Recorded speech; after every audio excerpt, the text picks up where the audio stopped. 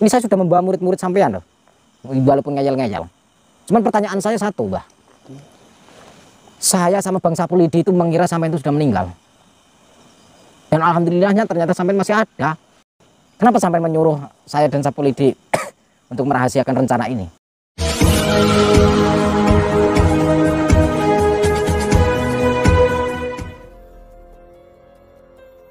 Assalamualaikum sahabat spiritual yang berbahagia. Video Gus Nur Samsun ini adalah mengisahkan tentang Mat Suling yang bertapa di dalam tanah selama 44 hari. Banyak hal luar biasa yang kemudian didapatnya dalam bertapa yang ekstrim itu. Dan Mat Suling merasa mendapatkan mukjizat yang luar biasa. Lalu apakah sebenarnya hidayah mukjizat yang didapat Mat Suling dari bertapanya itu? Dan apa pula sebenarnya tujuan Mat Suling dan Gus Nur Samsun? Silahkan disaksikan kisahnya selengkapnya. Dan semoga Allah Subhanahu wa Ta'ala memberikan banyak rahmatnya kepada kita semuanya. Bismillahirrahmanirrahim. Allahumma sholli ala sayyidina Muhammad wa ala ali sayyidina Muhammad. Lihum satun udfi biha harul wabail hatimah al-Mustafa wal murtada wabnahuma wa Fatimah. Lihum satun udfi biha harul wabail hatimah al-Mustafa wal murtada wabnahuma wa Fatimah.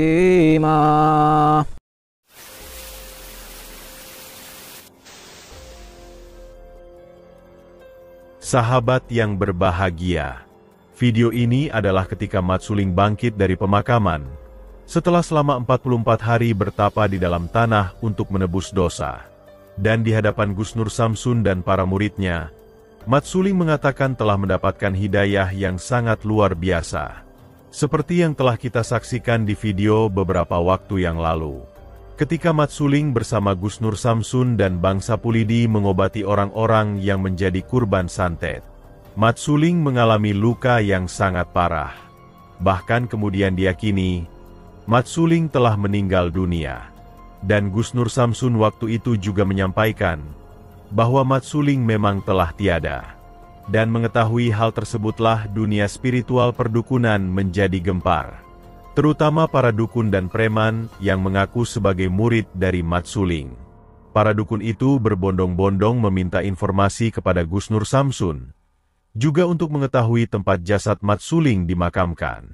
Dengan alasan, mereka ingin memberikan penghormatan terakhir kepada orang yang sangat dihormatinya itu.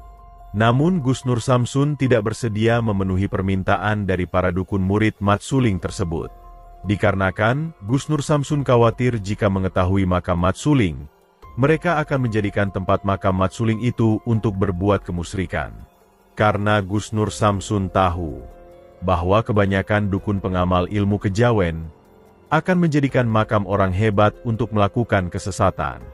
Namun Gus Nur Samsun berjanji, jika para dukun tersebut bersedia bertobat, Gus Nur Samsun akan menunjukkan tempat makam dari gurunya jika waktunya sudah tiba.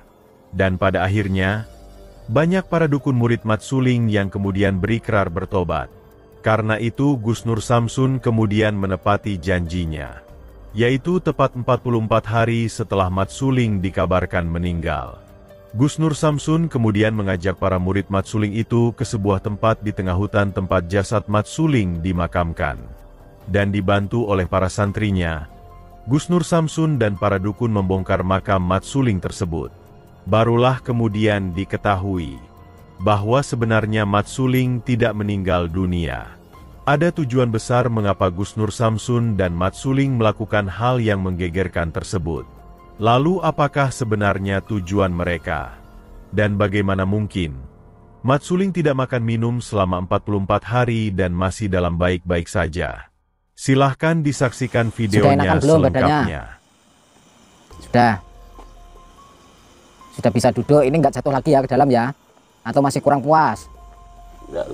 Saya mau tanya, ya, kenapa sampean itu menyuruh saya untuk merahasiakan semua ini? Kenapa alasannya? Ini saya sudah membawa murid-murid sampean loh, walaupun ngeyel-ngeyel. Cuman pertanyaan saya satu, Mbah. Saya sama Bang Sapulidi itu mengira sampean itu sudah meninggal. Dan alhamdulillahnya ternyata sampean masih ada. Terus di situ kenapa sampean menyuruh untuk nggak ada kamera waktu itu mati? Kenapa sampean menyuruh saya dan Sapulidi untuk merahasiakan rencana ini? Alasannya apa? Kenapa harus ini namanya apa sih? Sampai di dalam ini apa namanya? Tapang luang. Tapang luang. Nah, alasannya apa alasannya? Cuman saya kepingin banget anak-anak murid saya biar tahu kalau saya ini sudah bertobat, satu. Oke. Yang kedua, anak-anak murid saya yang sudah bekerja mulai dulu sampai sekarang dia tidak mau bertobat karena dia sudah saya berikan ilmu, segala ilmu kepada dia. Anak-anak murid saya semua saya berikan ilmu apa yang dia minta. Jadi dukun santet, jadi orang yang tebal, segala peluru, pusaka apapun tidak mempan. Dia sudah saya kasih apa yang diminta. Jadi preman apapun dia bisa melakukan. Seperti Kancil itu? Iya, terutama itu anak yang pecicilan satu itu. Itu sudah saya berikan apa saja. Lalu yang satu itu ya orangnya keras. Ya. Sabuk galeng itu ada. Namanya Darto, ada datang enggak nih? Ya. Itu semua anak-anak murid saya biar tahu kalau saya ini kepengen nuruti dia. Kalau sudah saya beri ilmu, saya kepintaran, bodoh saya pintarkan, biar dia tahu kalau saya ini sudah bertobat, bahwa aku bekerja seperti ini, bekerja yang tidak benar. Tadi saya mendengar Darto ya? Iya. Darto? Iya. Namanya siapa? Ki Ageng Darto Surabledek bukan? Kalau tidak keliru. Itu murid sampean? Iya. Kameramen? Kok aneh? Aneh gimana? Beberapa waktu yang lalu saya habis tempur sama Ki Ageng Darto Surabledek. Iya. Di situ hampir menumbalkan kedua putrinya. Lah terus Ki Ageng Alap-Alap itu katanya gurunya. Lah terus sampean apa? Katanya Ki Ageng Darto Surabledek itu. Iya. Katanya punya guru namanya Ki Ageng Alap-Alap. Tapi Ki Ageng Alap-Alap masih hidup. Cuman Ki Ageng Darto Surabledek sudah meninggal. Habis tempur sama teman-teman saya di situ. Itu ada di gunung di Alas Wingit. Nah, saya mau tanya, murid sampean yang bernama Ki Ageng Darto Surabledek itu? Ya betul. Ya. Terus kalau Ki Ageng Alap-Alap itu siapa?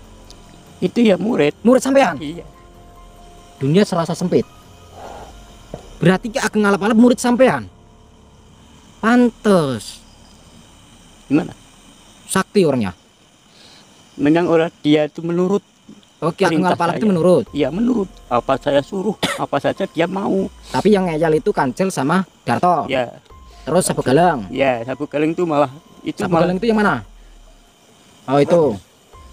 Itu Sabuk Galeng itu. Ini Kancil dulu ya. Iya, Mas Kancil.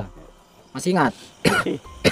Jadi tujuan sampean kan waktu itu kan sampean menyuruh saya, Nak Suryo dan Nak Sapulidi, tolong rahasiakan. Saya pengen bertapa apa namanya luang. Tapa luang. Tapa luang ya. Selama 41 hari. Selama 41 hari lah. Tujuan sampean tapa luang itu untuk apa?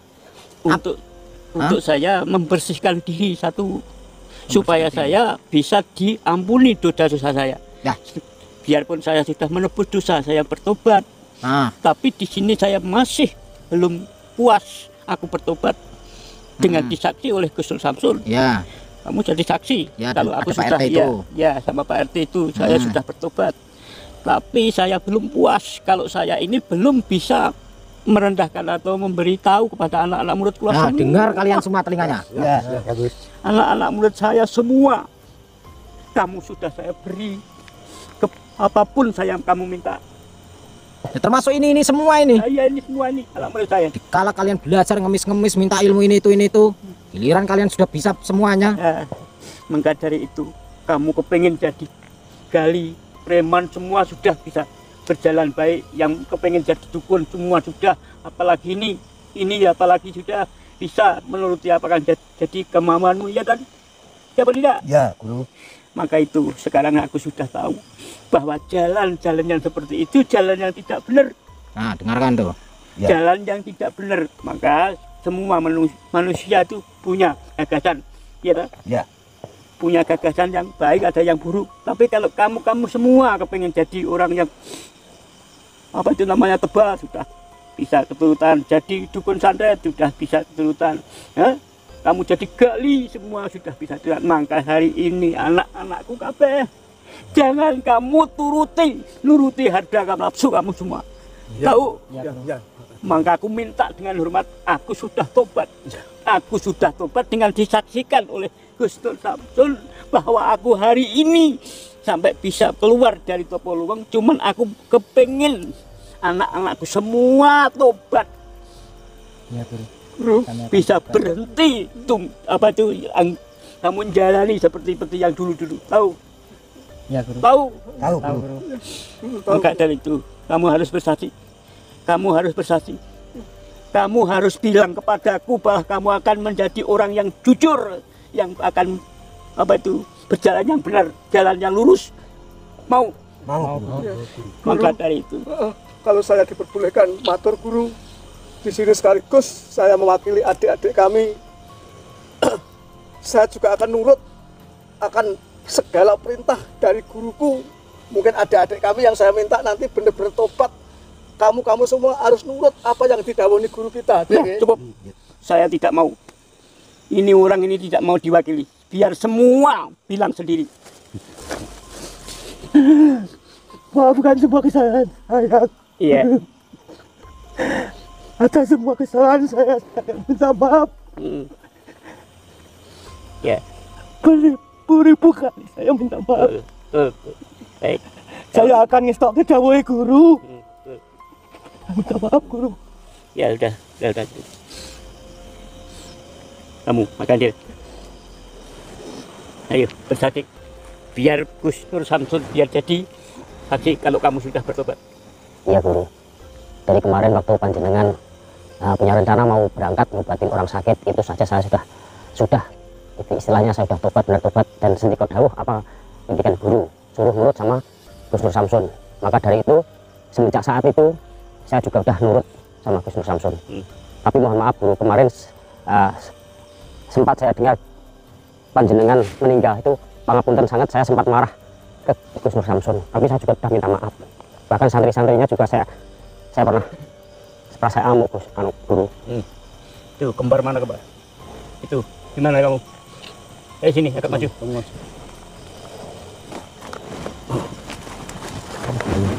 Saya minta maaf Guru. Minta maaf, maaf Guru apa yang aku lakukan. Ya. Dan sekarang aku sudah bertobat. Saya menurut dawe Samsun. Ya. Betul. Sudah sana. Sekali lagi mohon maaf Guru. Sudah semua gimana? Saya sudah minta maaf ya Guru ya. Selama ini tidak peduli dengan Guru. Selama ini telah meninggalkan Guru. Saya kira Guru meninggal itu beneran. Ternyata Guru bertobat dengan bertapa pendam. Maafkan saya Guru ya. Iya. Sudah kalian sudah tahu bahwa kalian sudah bersaksi di depan Gus Nur Samsun, di anak Suryo. Ya.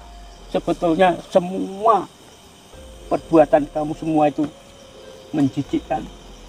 Ya. Aku sebagai gurumu sudah bertobat. Aku sudah minta maaf pada Allah Subhanahu wa Ta'ala supaya aku diampuni segala dosa-dosaku dan jalanku yang tidak benar untuk mengulang kamu menjadi bajingan, menjadi preman, menjadi dukun-dukun santet. Maka dari itu, mulai hari ini, detik ini, kamu harus bertobat. Ya. Betul? Betul. Betul. Saya minta maaf yang sebesar-besarnya. Semua anak-anak murid saya sekarang sudah mau bertobat. Kalau dia mau bertindak lagi, jangankan kok sampai mau berangkat, bau ada pikiran yang jahat ada, dia pasti ada kebentuk dari Allah Subhanahu wa taala. Terima kasih. Ya, Terima sama-sama. kasih. Mereka sudah tidak akan bisa nyandet lagi karena ilmunya sudah saya buang satu persatu. Dan di sini buat pelajaran juga untuk mereka semua yang selama ini seorang murid dengan guru, di mana guru sudah memberikan ilmu 1 sampai angka 10 semua dituangkan, semua diberikan, dan ternyata dikala sampean Mbah Mat Suling sedang kelelahan, kecapean, sudah semakin tua, semakin usia, dan di situ mereka meninggalkanmu, tidak ada satupun yang mengingatmu, tidak ada satupun yang menengokmu. Justru dikala sampean jenengan Mbah Mat Suling meninggal, mereka satu persatu bermunculan menanyakan makammu, dan mereka hanya berasumsi apakah kebenarannya itu, seperti apa kebenarannya itu, hanya berasumsi seperti itu. Nah, yang dugaan saya mereka semua itu hanya ingin mengambil salah satu ilmu supaya awet usia. Itu perasaan saya seperti itu. Para murid Mat Suling itu akhirnya benar-benar tersadarkan. Di hadapan gurunya, mereka kemudian menangis dan berikrar. Mereka kini sangat tulus untuk bertobat, dan tidak akan pernah lagi melakukan kesesatan. Bersama sang gurunya mereka berjanji untuk kembali ke jalan kebenaran, dengan menjalankan semua yang diperintahkan oleh Tuhan. Gus Nur Samsun pun sangat bersyukur dengan pemandangan indah di hadapannya itu, bahwa misi yang selama ini direncanakannya telah berhasil sesuai yang diharapkannya. Dan semoga taubat Mat Suling dan para muridnya itu bisa memberikan jalan yang terang bagi mereka semuanya. Terima kasih telah menyaksikan video dakwah yang penuh perjuangan dan keagungan ini. Ambillah sisi baiknya dan tinggalkanlah sisi buruknya. Tentunya kami juga berharap video dakwah yang kami sajikan ini bisa memberikan manfaat, juga bisa menghibur para sahabat semuanya. Akhirul kata, putar tasbihnya dan baca solawatnya. Wassalamualaikum warahmatullahi wabarakatuh.